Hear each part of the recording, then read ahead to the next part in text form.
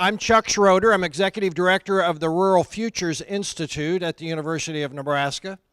It's my duty tonight to welcome you to a very special event in the life of the University of Nebraska. It was over a year ago that I joined a conversation with Dr. Martin Massengale. Martin, if you'll wave your hand, Director of the Center for Grassland Studies at the University of Nebraska, and Dr. Tom Field, who is in the back there somewhere, and I'm not seeing. Anyway, the three of us got together to consider how we might attract a global leader to the University of Nebraska campus that would meet three criteria. Number one, we wanted someone who had a very high impact career in agriculture or natural resource area that was truly of international significance. Number two, we wanted someone who had demonstrated through his or her career not only the employment of good science in their work, but that had contributed to good science through the course of their work and their career.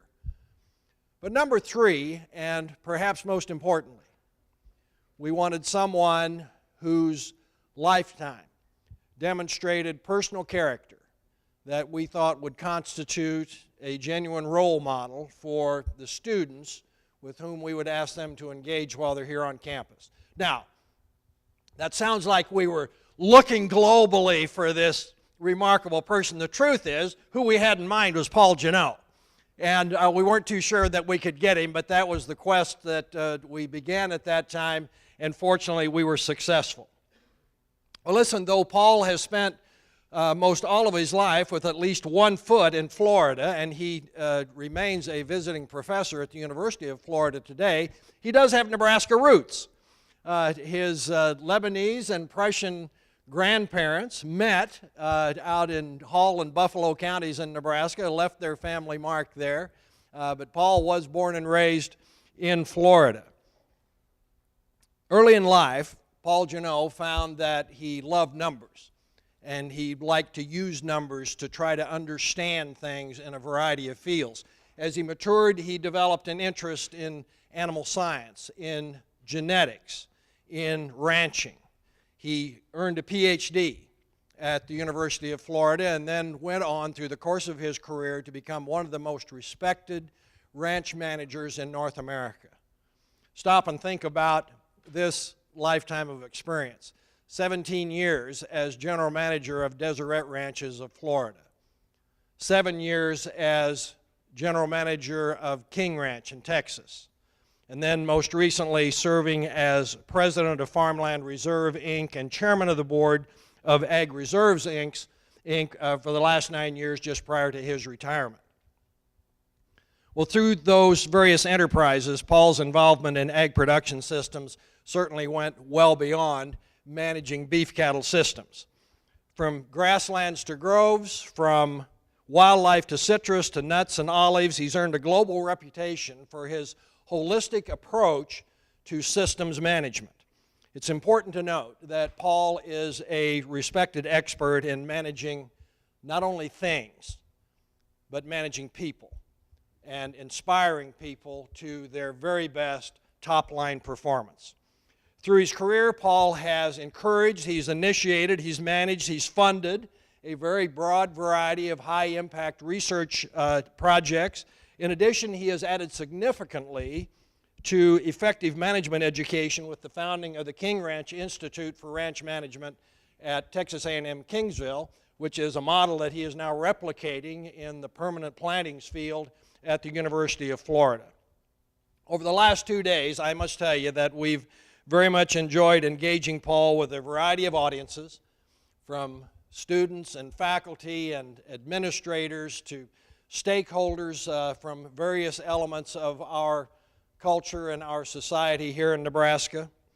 He has surely lived up to our very highest expectations for his influence in challenging the limits of our imaginations, of our visions, of our capabilities to have an impact in a variety of fields.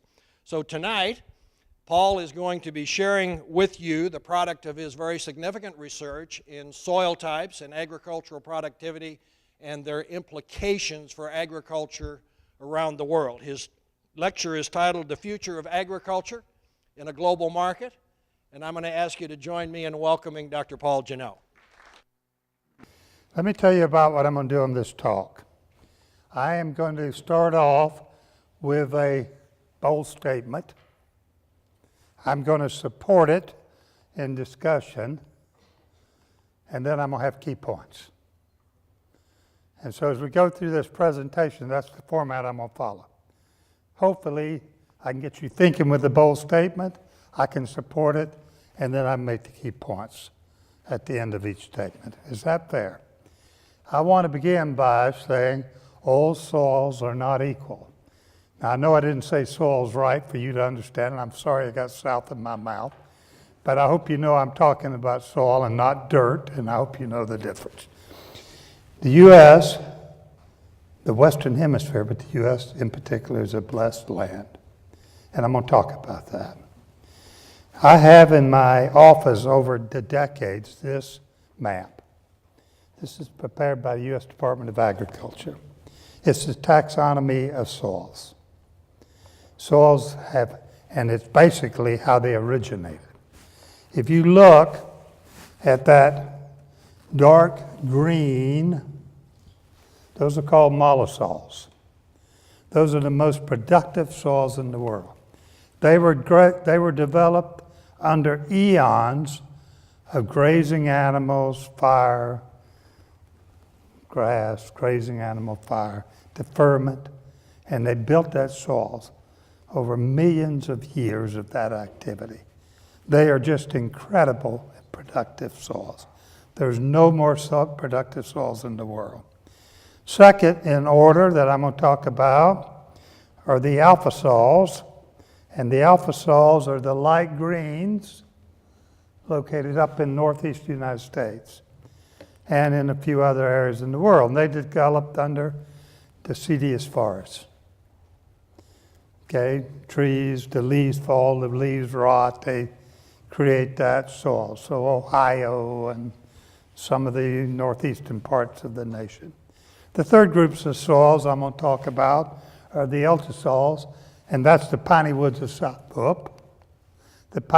southeast United States, and you see a little of those in China, a little of those in Africa. You with me? You following? And the fourth soils I'm going to talk about are the oxasols. And until about 30, 40, 50 years ago, we didn't think we could farm them.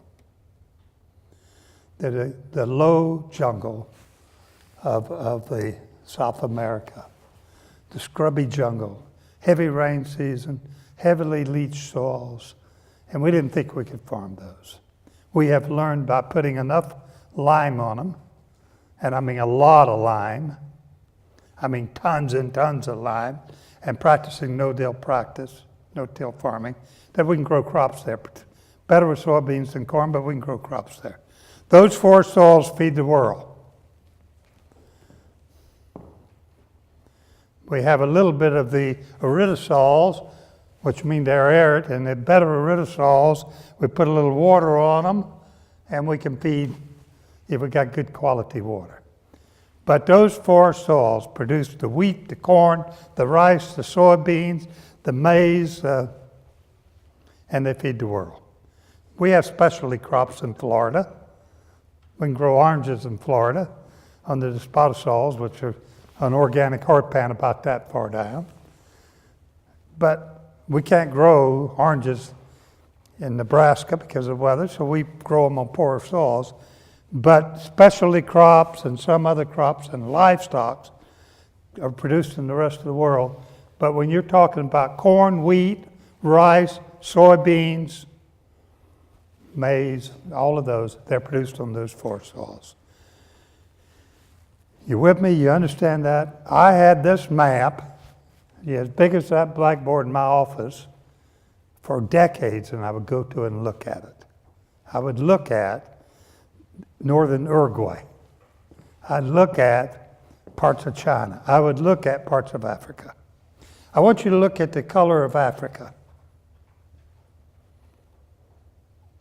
How much dark green? How much light green? A little bit down in southeast, the southern part of it. Yellow and pink, some. Half of Africa is not arable, cannot be farmed, can't be used. Okay? I want you to look at China while you're here. I want you to watch Africa, China, India. How many people in Africa? 1.1 million. How many people in India? A billion. 1.2 billion. How many in China? 1.3 billion. Half of the population of the world almost in those three countries. Those three geographic areas. Okay, you with me?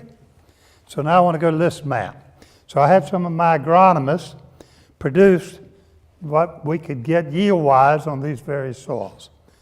So the average yield in the United States is about 168 bushels this last year. But on those mollusol soils, they're 175. On some of those aridosol soils up in Pasco, Washington, under good irrigation, 300 bushels per acre. High input, but 300 bushels per acre. Alpha soils have the yield capacity of 150 bushels. Some guy did this and he got 160. But the average production of Ohio, or some of those areas with these alpha soils, is 150. Average production in Iowa is about 175 bushels. And you go down in Georgia, and that average production is 141 bushels. But to get that 141 bushels, you have to put on additional lime and fertilizer of $20 an acre. So you have 30 or 40 bushels less than Iowa, and you got $20 or $30 an acre more inputs.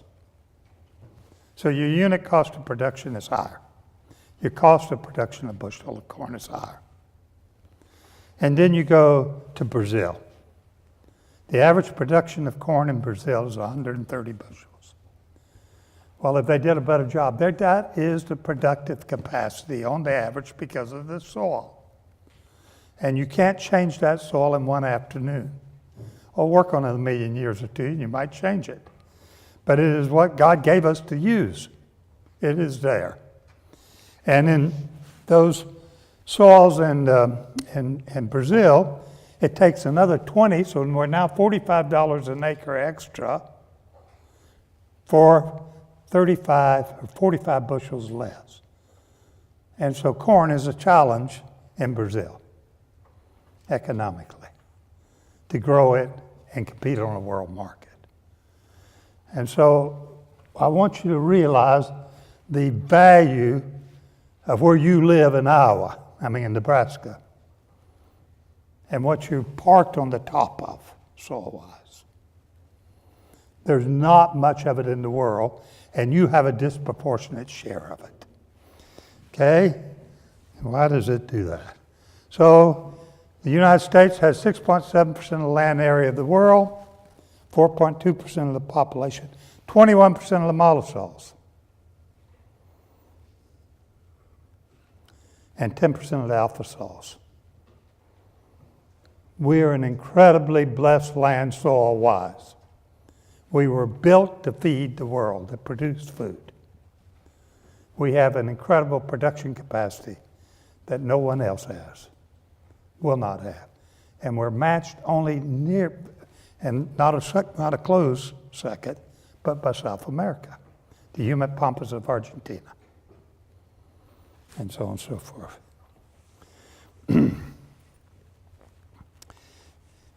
We are blessed in another way. If you go back to this map, anybody know where Ukraine is? It's in this area, right in there. You see it? Good green soil. They have no subsurface water. That soil is developed under herds of horses. There's no water to pull up and irrigate with. So they have limitations even though they have great soil. A drought comes, they cannot irrigate. They have nothing. And second, how do they transport their crops? They have to truck them everywhere. Now look at the United States. The dark brown is the crop area, and the darker brown it is, the more it's a major crop area of the United States. And we have that great riverine system. Cheapest transportation in the world is barges. So we can move from the breadbasket of the United States inexpensively compared to anybody else in the world. Food around the world. So my key point, I hope you understand this. The U.S. is a blessed land and will continue to be the major breadbasket of the world. And much of the world lacks the natural resources to feed themselves.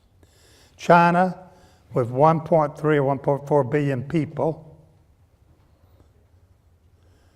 cannot do any more than a subsistence diet because of the soil types they have. I'm going to get to that. And Africa's even in worse shape. They can't produce the corn to feed all of their population or wheat or whatever. Okay? Key point number one. Now number two, next point. Hunger is a major issue, and starvation is a reality in the world today. This is the world map in proportion to population. Look at Africa, look at India, and look at China, and glance at South America and the United States. So this is the population. Look at the United States compared to Africa and India. We got, what, 300 million people in the United States or something, and look at the population. And so now I want to change this. This is grain production. Look at that, Africa. What happened to Africa when we did grain production? What happened to the United States?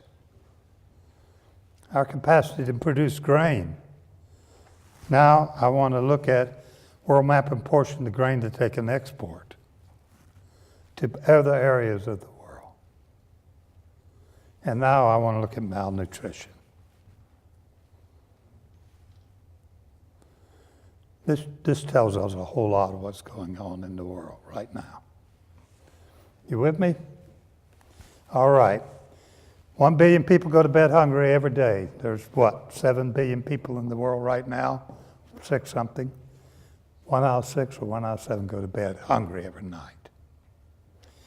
6 million children will die this year of malnutrition. In the time I'm speaking to you, 1,000 children will die because of malnutrition. Now, I'm not talking about other disease problems that could come because of malnutrition. I'm just talking about starving to death. I've been to India and seen this. I've been around the world and seen this. This is food prices. I'm sorry I don't have beyond 2014, but if you think of 100 as the price of food prices, price of the essential commodities, you know, corn, wheat, so on and so forth, 2002 to 2004, you think of it as 100, and look at where we're at. We're averaging over double the food prices in that 15 years or so. 2010, 225%. 2011, 2012, 2013, 2014.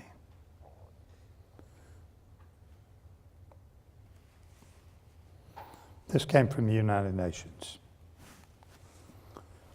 So when I was a young college student, back in the 60s, the United States, the average American spent 21% of their consumptive income on food. And we were the glory of the world because we only had to spend 21% on food. And what did we get with that 21%? We cut up our own chicken, we got strawberries in season. And we cooked everything. Today we spend 6.4% of our disposable income on food. $2,000 a person. And we have strawberries year-round. And we have pre-cooked convenience foods. So I want you to go down and look what happens as you go down to Pakistan, 42% of the disposable income on food. So if food goes up 25% and you're spending 6% on food, suddenly you're spending 7.5%. That's an inconvenience. And your mother complained about the cost of a loaf of bread, your wife, or you. I can't believe bread today.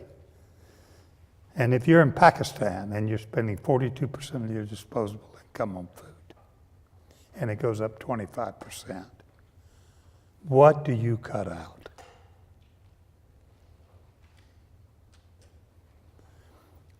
The pink areas are areas of civil unrest. Major civil unrest. If you had the hopelessness, we talked a lot about hope today in some other meetings. If you had the hopelessness of being in a refugee camp and no job, no food, and you're watching your kid sister starve to death, and you're a father and you cannot generate the income, what is that? That's the reality of the world we're living in. So in Cameroon, you're spending half of your disposable income on food, and it's $369, a little over $1 a day to feed them. This is the reality of the world we're in. So the UN estimates that we're going to need 70% more food by 2050. And we already have 16% of the people going to bed hungry every night, and 6 million kids starving to death. How are you guys that are younger, because I ain't going to do it, going to rise to the occasion to produce 70% more food? And guess where it's going to be produced? On the yellow soils in India? It's going to be produced in North and South America. And the United States will have a major role in feeding the world now and into the future, because we're the blessed land with the soils to do that. No one else has what we have. So my key point, hunger is a major, huge problem politically and morally. The problem is increasing and it's going to get worse. And North and South America are the only real answer to world hunger problems. Nebraska is part of the answer to what's happened in Pakistan.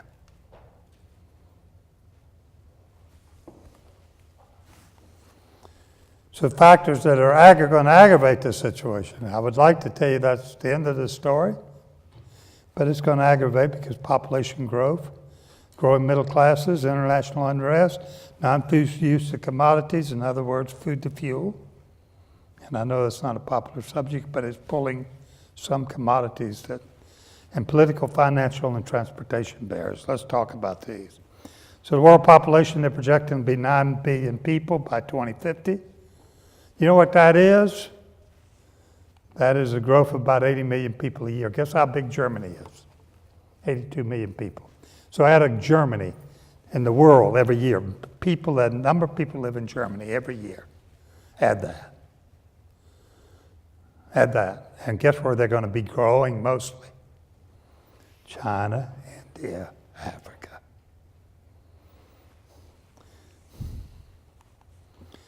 Then we have the rising middle class. This is more complex than I like to use on the slide, but this is an important slide. This was done a few years ago by the Brookings Institute. The numbers may not be current, but the general trend is there. It used to be, 20 years ago, the United States represented about 2/3 of the middle class in the world.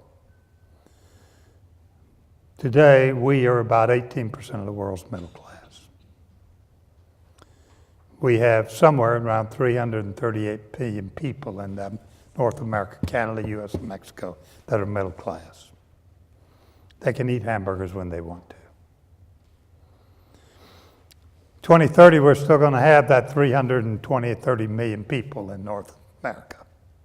But it will be 7% of the world's middle class. And then what's happening in Asia. There will be 3 billion people in Asia, China, India, in the middle class. And what are they going to want? They've eaten rice and minimal vegetables, and what do they want when they get money? I've been in there. Talked to someone today who's been in there.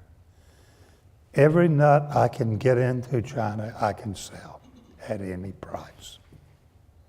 They're black marketing Wagyu beef into there, smuggling it in.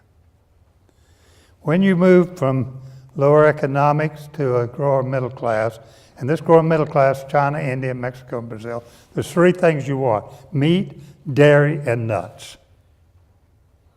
A hamburger, a glass of milkshake, and because these countries have a culture of nut eating, they want pistachios or walnuts, they want the nuts. In India, a mother can afford it, takes 10 walnuts a day.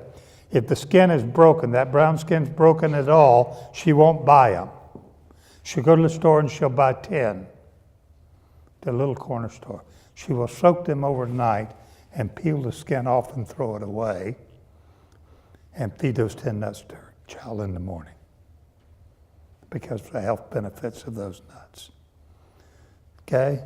So they have a culture of eating nuts. They want nuts. And so when I was running on the major investment company, agriculture investment management company, one of the first things I did was put us in the nut marketing, bigger and bigger and bigger and bigger, because the culture of marketing those nuts worldwide. So when we get greater demand for milk and beef, what does that mean? Or pork even, what does that mean? How do we produce milk and pork? What does it take to produce milk and pork? Grain. So now we're going to take that grain and divert larger portions of it to produce meat and milk for the middle class of China. What happens in Pakistan as the prices escalate because of the demand?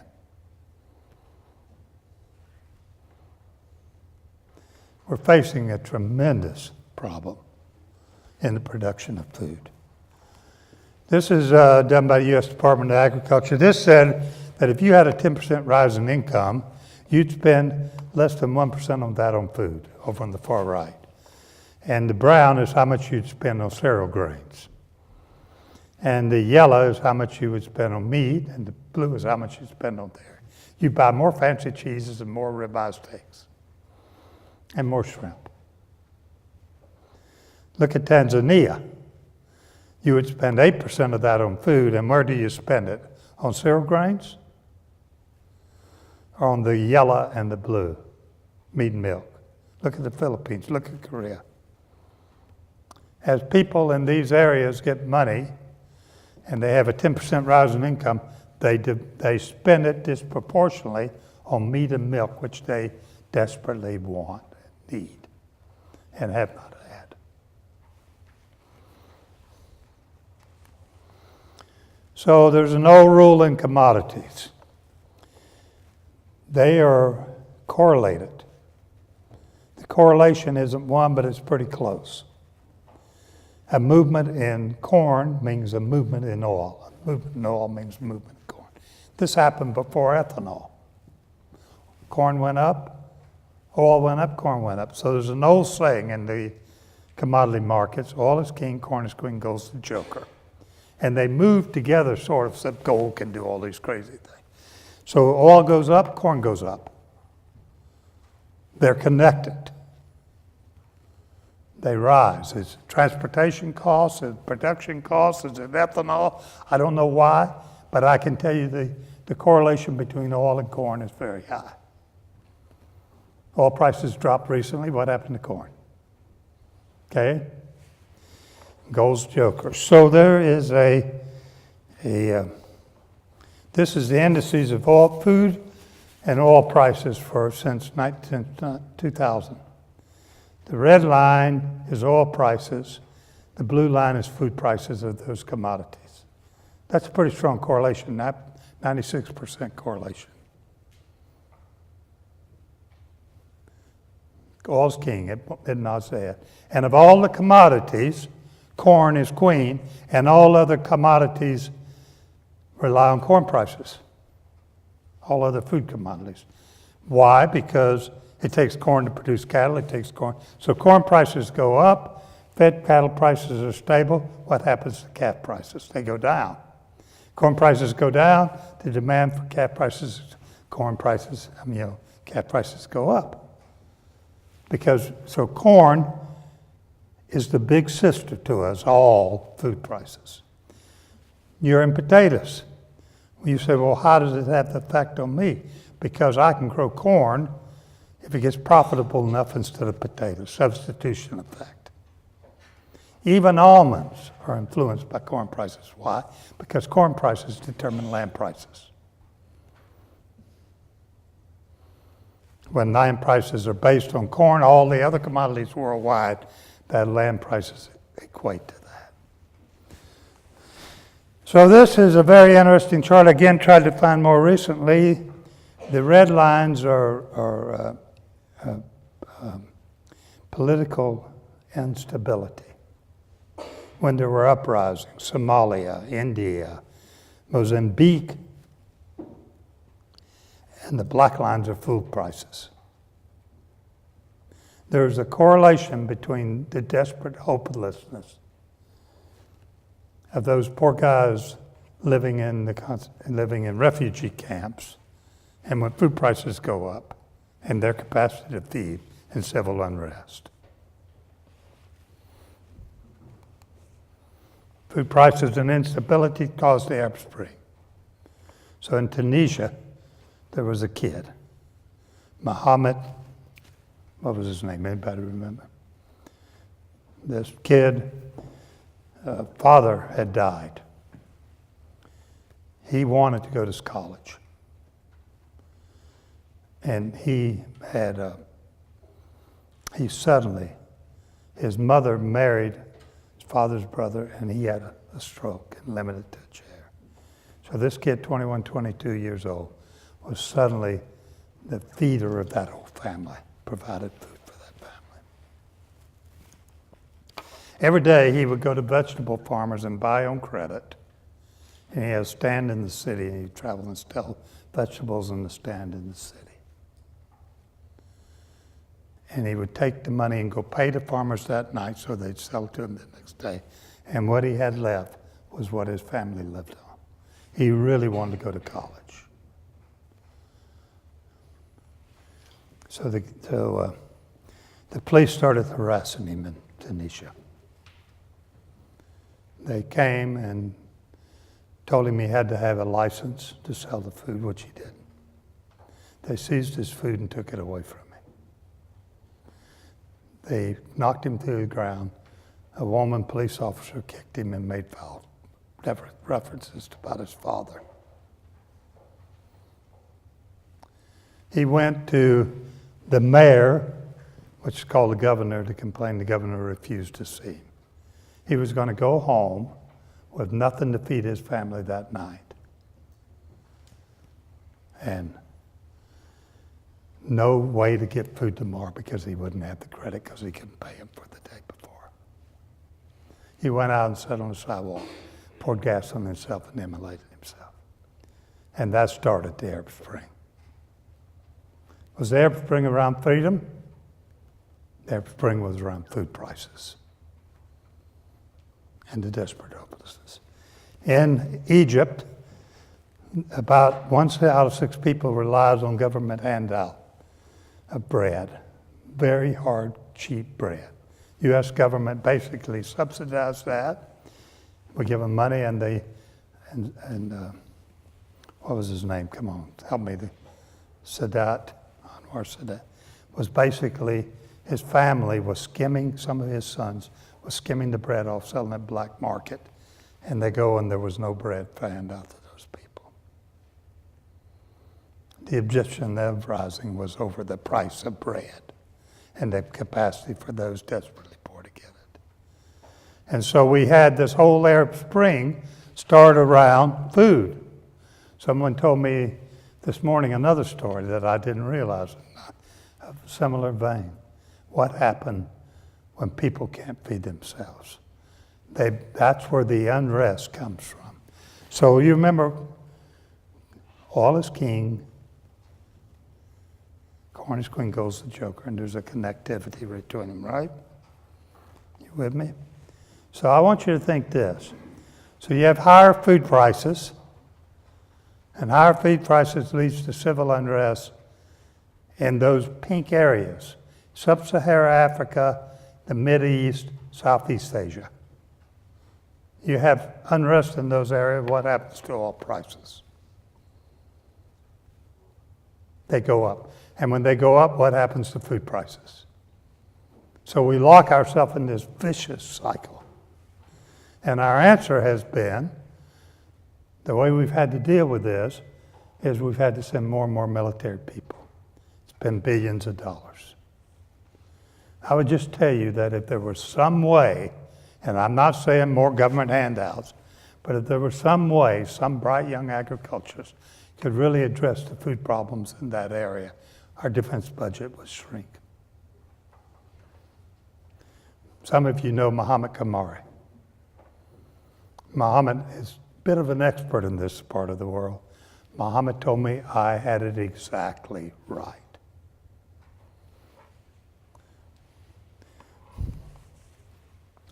So now one of the other factors is the non-food use of corn. This is debatable. I understand some people in this part of the world have strongly held feelings about corn subsidies. So what we have done in the United States is on virtually the same acres, we have increased production somewhere around 4.3 billion bushels of corn a year. Million bushels of corn a year. That's amazing. Hats off to the American farmer. How do we do that? We've added a bushel a year to corn yields. But at the same time we did that, we took 5.2 of it and put it in ethanol. So we're now 900 million bushels less than we used to have. And so look down at the bottom. I was very, very, very concerned in 2011, 2012. And you have 7% carryover. That means on October the 1st, when the harvest is in, we only have enough for about 3 weeks or 2 weeks, and we'll be out of corn. Isn't that a desperate situation for our country to be in? What would happen if we had a drought? A serious drought. What would happen in the world if we only have that much carryover? We're basically living hand to mouth. Now we got to add up to 13 or 14 bushels. So we used to produce corn for $2 a bushel, went to $6.56, that was inordinate. We went to $4.46, we're $3.52 now. Commodities, most things that you think about, cars, they can increase 3% a year or 4% a year. And I've gone back to the mid-1800s and tracked to this. About every commodities trade in a range, up, down, on a range, and every 20 years, some event happens, and it takes a quantum leap, and then they trade in a range. Then they take another leap, and they trade every 20 to 25. And that has been happening to corn since 1860 or 1870. Every 20 years, a leap. But trading that range, then leap. Reported yesterday, corn was $1.25 a bushel back in 1965. So then, we had this export trade, and we went big in export about 30 years ago, and corn jumped up. And we traded in that $2 a bushel for 20 years, and then we figured out ethanol, and corn's jumped up. Corn will never be $2 a bushel again, because we have a whole new trading sphere that we're based on, that's based on the demands in the worldwide production. And so it's going to be above and below some new medium. And I predicted the median would be somewhere between 350 and 375 2 years ago. That's where it's going to trade in that range. And we're going to adjust to that. Cattle prices will be driven by that and everything else. But we need to adjust our mentality to 350 corn. And we may make money at that, we may lose money at that. It isn't going to be $6 a bushel because the world can't afford that. And people will go to other things. But it'll be that $3.50, $4 a bushel is our new trading range for corn. And it'll be that way for the next 15 years. And so the world is having to adjust to this, and that jump is driven by non-food use, ethanol use. And so that caused a $1.50 jump in the price of corn.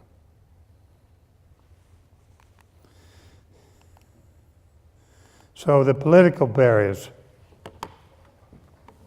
So Argentina put an export quota on corn and other stuff because they wanted it to stay home for the local farmers' use. Beef, they put an export quota on that. And so what happened? They quit producing it. Argentina no longer produced the amount of beef they used to because they couldn't export it. They couldn't. Argentina, in about 1910, had a standard of living somewhat similar to ours in the United States. And governmental barriers and governmental systems robbed that country. And it's still there. There's some effort to get rid of them now, but they're still there. And so in Mexico, there's about the agrarian laws. They didn't like the fact that people own big rancheros, so they went and said nobody can own over 100 hectares of farmland. 245 acres. What kind of combine can you buy with 245 acres? What kind of tractor? So government regulations in the name of the good have locked Mexico, which could contribute to feeding the world, into inefficiencies. Brazil's banned on foreign ownership of farmland recently. The U.S. inheritance tax. All of those are political barriers to the efficient production of food in the future. The competitive free market system is the best system for agriculture to work on. And the minute we start trying to regulate and control, we damage. So the key point, a variety of factors are impacting commodity prices. They will in the future. And no one factor can totally account for current high prices. That's when they were $6. But the increase in commodity prices is permanent and will fluctuate around new and higher means. And guys, in about 15 years, there'll be another one. Some other reason that will cause commodity prices to jump, to change. So now we got this perfect storm developing.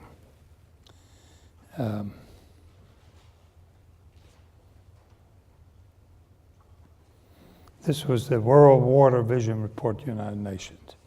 There's a water crisis today, but the crisis is not about having too little water to satisfy our needs. It's a factor of managing the water. If we're told that you got to produce 70% more food, basically on the same land mass, but you're going to have less water in the future, tell me how you're going to do that. We've talked about the energy crisis. I will tell you the water crisis is as big or bigger, but no one pays attention to it. Governmental agencies aren't aware of it. No one pays attention to it. Water is a critical resource. If you happen to bleed in the red areas, you're it. If you're in brown area, you're even worse. The Ogallala Aquifer is challenged, isn't it? Parts of this is again United Nations. A couple of years ago, this was 2012, October 2012, King Ranch Institute brought together a major number of producers from around the nation and experts. And we produced a white paper on water. It is worth reading. It's online. This white paper explains a lot of the critical issues we were facing and we will continue to face. This perfect storm is developing. So here's what's happening in water. We're pulling water away for environmental needs. We have decaying infrastructure for water, pipelines, dams, they're decaying, they're challenged. We have no national commitment to invest in water, and we're doing limited research on water-saving crops. There's a big challenge ahead of us on water. Big challenge ahead of us on water.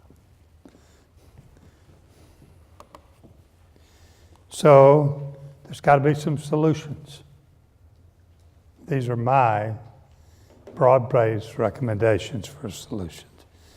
Number one, agriculture in the U.S. and the world as a whole is best served by a competitive free market system. And the more we can vote people in who get government out of the way of free trade of commodities, the better off we are. The better off the world will be.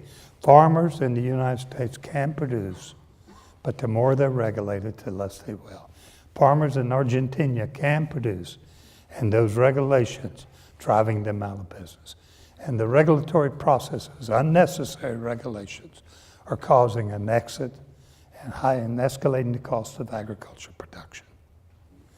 And the best thing we can do is select leaders globally who believe in the competitive free market system and believe in allowing farmers to do, ranchers, to do what they do best.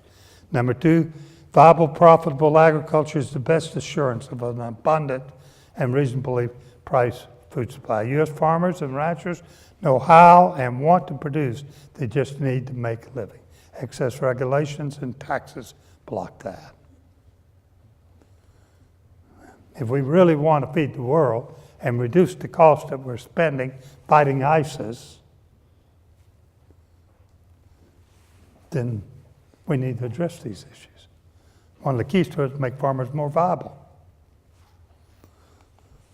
Number three, meaningful production agricultural research pays big dividends, and we're investing less and less. And budgets are cut, and it's difficult, and ag schools are challenged financially. At the time when we ought to be pouring researchers into viable agriculture research. With growing desperate needs for more food worldwide, how can we not make this investment? Number four, we need to facilitate the entries of bright and talented young people into production agriculture. You're here. And then we need to ensure we have excellence in teaching, that we're raising the bar on teaching. And we need to minimize the barriers for young people that are farming. And some of that was leasing land. I spoke to a large group of land investors. I said, you want to help save the world? You buy farmland and you find a young farmer and you lease it to him at a rate that he can make a living on. He'll take care of you, and that property will escalate in value. And you'll be happy you did it. And you'll be doing something good for that individual young person and for the world as a whole. So kids today learn differently than I did. I used to go into great lectures and take notes. I stood in the back of a lecture room recently and watched kids.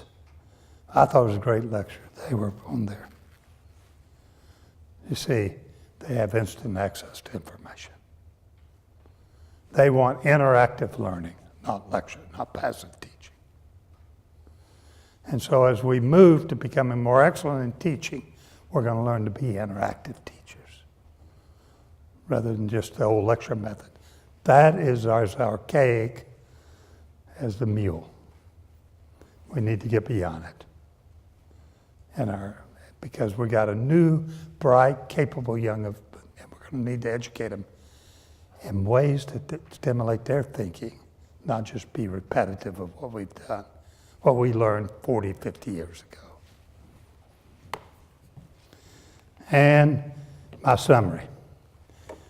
U.S. is the key breadbasket of the world. And we need to nurture competitive free market agriculture systems everywhere. And agriculture is a noble profession. There are about 3 or 4 noble professions. A mother is a noble profession or avocation. A doctor, a teacher, and an agriculturist. And there's not enough respect. So we have this shrinking demand for the number of people we need in agriculture. It's a very small part of the population. But when you think of the challenges of what we have, who do we need? We need the brightest and the most driven. So I spoke at a major university, somewhere around 15,000 students listening to me. I said to them, if you're very bright and you're very driven, go in agriculture. If you're less driven, less bright, get an MBA or become a doctor.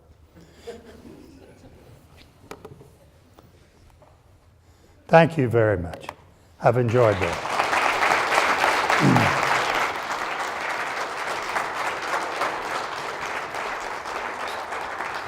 And I will be delighted to answer questions for a few minutes if you have them.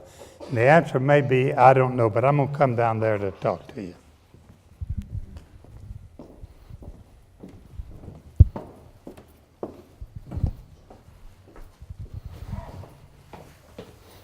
Based on your number one recommendation, are you urging the U.S. Congress to let the current Farm Bill expire and not replace it? I'm not an expert on the Farm Bill. I used to follow it more closely when I basically have never grown subsidized crops. So I really cannot talk to you a great deal about the nuances. You'll have experts far better than me on that. But I do have concerns about, about the high amount of subsidies we put in ethanol. I do have concerns about the lack of funding for research. And I do have those 2 basic concerns. And I have concerns about the investments that we're making in the water systems in the United States and the lack of commitment. You see, not only will the federal government not rebuild and repair, they will do everything they can to prevent private industry from doing it with environmental regulations or restraints or permits. And so we've got this decaying infrastructure for water. So I probably didn't answer your question. I claim no expertise on the water, on the Farm Bill. I never took subsidies, never involved in that much. Okay? Another question? So early on, I learned the value of goals. So when I was 21 years old, I took a piece of paper and wrote down 10 goals. And I folded it up and put it in my wallet, and I carried it until I accomplished them all. Some of those goals were get an advanced degree in agriculture. Some of those goals were to work in production agriculture. Some of those goals were to get married and have a family. As I accomplished those goals, I wrote another list. And those goals drove me. And I decided that if I was going to do something, I was going to do it well. That I really did not want to be mediocre. Somehow or other, that just turned me off. And so I was vain enough when I was 23, 24 years old that I decided I was going to be the best cow-calf producer in the United States. I don't think I reached that. I don't have the hubris to think that. I think I was in the top 10. So when I was, younger, and I was working on a small operation at starvation wages with my little kids. I'd come home at night, play with my kids, and I've agreed. I have read every bulletin from Clay Center from cover to cover as they came out. I've read everything I could on forage crops. I read everything I could on water. I made notes. I accumulated knowledge. This was before computers, guys, and the web. I read books. Can you imagine anybody reading books? I packed those books around for years. I had every USDA Yearbook of Agriculture. Some of you are old enough to remember the Yearbooks of Agriculture. 1942, Science and Farming. Some of those, and a great book on soils that they did. I read those cover to cover. One day I said, why am I moving these books? Everything I want is on the web now. And I gave them all away. I read the Journals of Animal Science cover to cover because I knew that I needed to learn more. So then as I moved up and my knowledge base grew, then I suddenly discovered that my biggest challenge was people. I remember when I was about 12 years old, walking through the living room, and my mother was talking to her mother on the phone. And my mother said, well, what I've managed to do today is get the yard raked and the garage cleaned out. And I thought, you didn't do that. I raked the garage yard and I cleaned out the garage. I was 35 years old before I realized she managed to do it. Management is the process of getting things done through other people. And that she did indeed manage to do that. Some threats. She managed to get it done. I did it. And so I figured out that I needed that what I was going to do at some point in my career wasn't based on how much I could personally do, but on how I can inspire other people to do. And I was incredibly lucky to be a student body officer at Brigham University in the 1960s and hang around with Steve Covey before he was famous and a few other guys like that. So when I graduated with my master's degree, I got called by the dean of students. He asked me to become a member of his staff at Brigham University. So I went on the administration, 26 years old.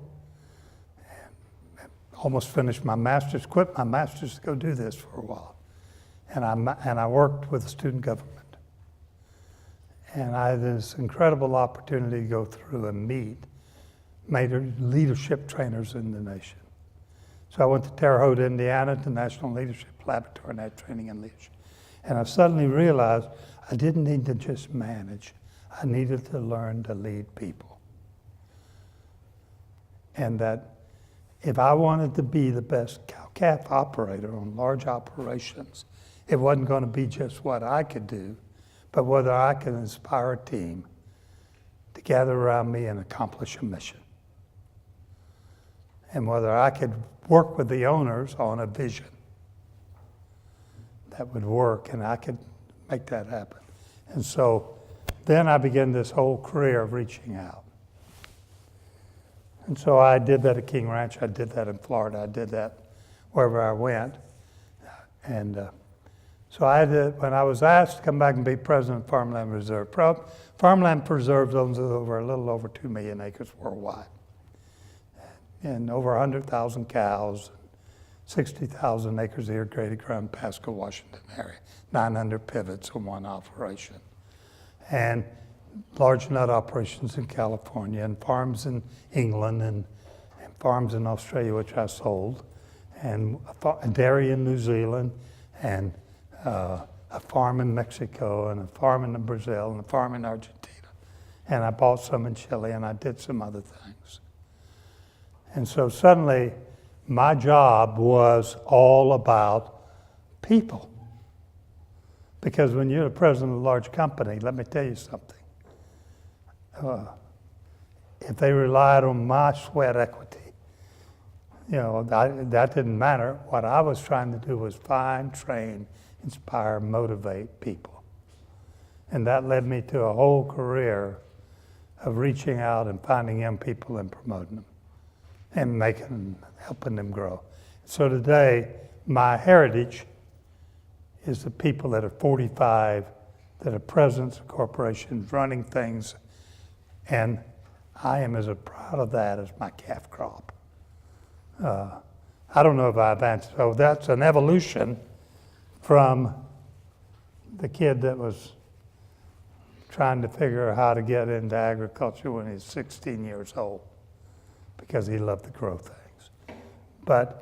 And I've said to every kid I've talked to, every one of you young guys that I've talked to, you don't limit yourself by your vision of the day, because I can promise you it will evolve as you mature and grow and learn. Don't limit yourself by your vision today. Be capable of seeing bigger. And you are going to be part of the solution to that. My generation increased production incredibly. Corn, cattle, everything else. Your generation's going to figure food distribution, going to figure a whole lot of other things. You're going to have to. So you're going to have opportunities that'll be entirely different than mine. They will involve agriculture and they'll involve people. I don't know if that answers your question. Somebody else, yes. Dr. Genho, your focus on people really leads into my question.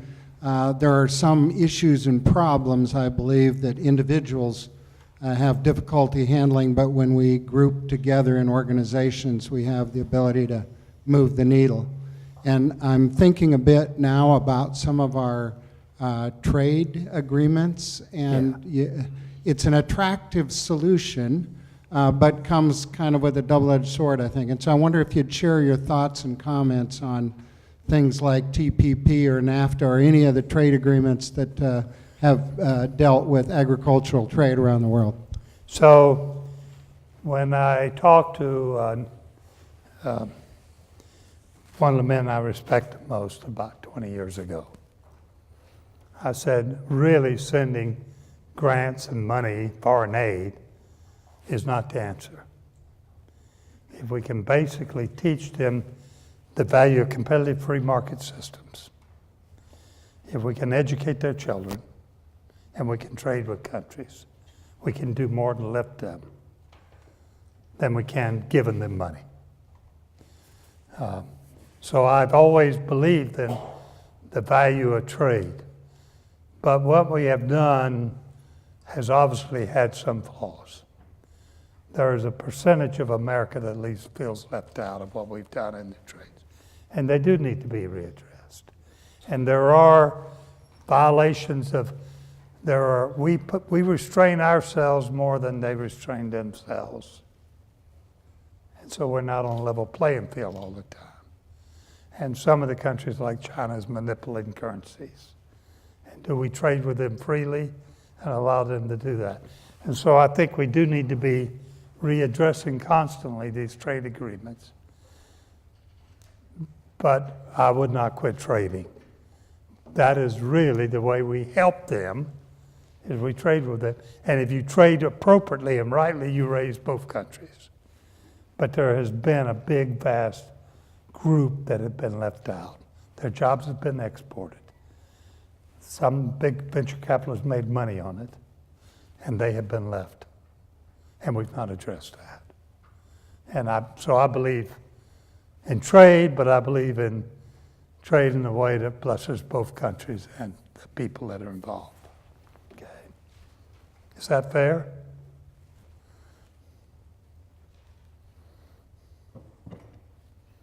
Well, we don't have to belabor the subject.